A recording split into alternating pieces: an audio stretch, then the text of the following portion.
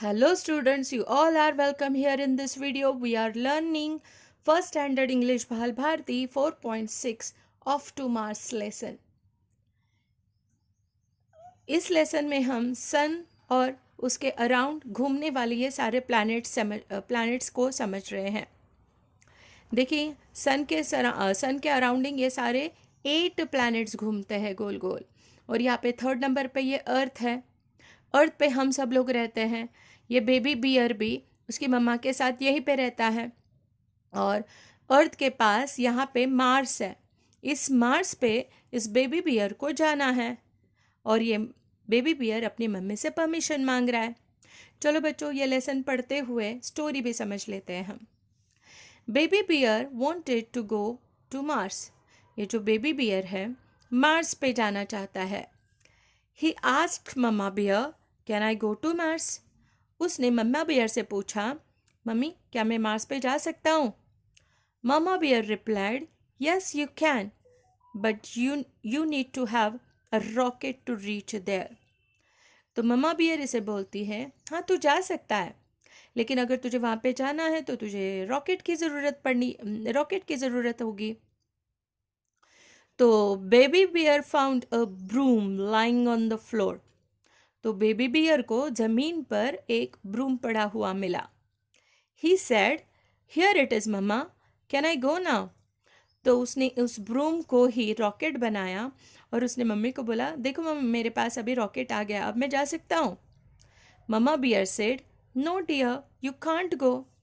तो mama beer ने बोला, नहीं बाबू तू अभी नहीं जा सकता. You need to have a space helmet.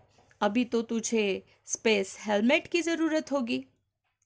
Baby bear went to the kitchen and found a round shaped pot. तो वो बेबी बियर किचन में जाता है और एक गोल बर्तन लेके आता है, जैसे कि कढ़ाई लेके आता है वो. He asked, now can I go to Mars?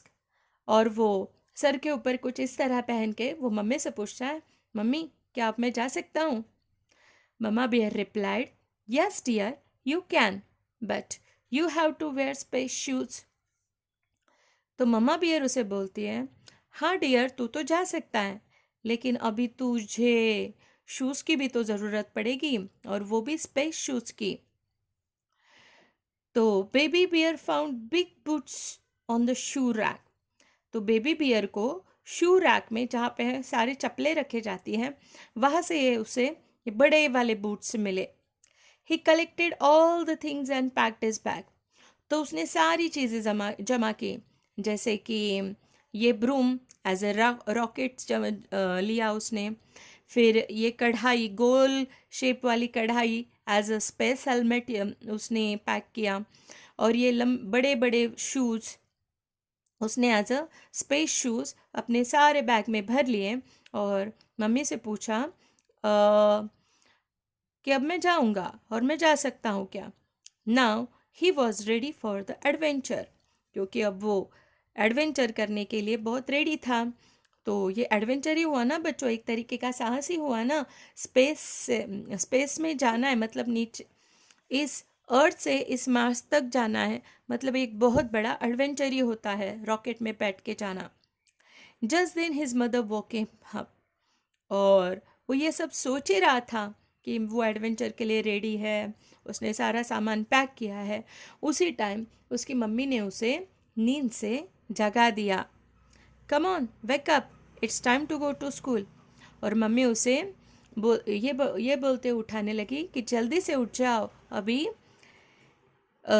School का टाइम हो रहा है. तो बच्चों आप लोगों को समझ आ गया?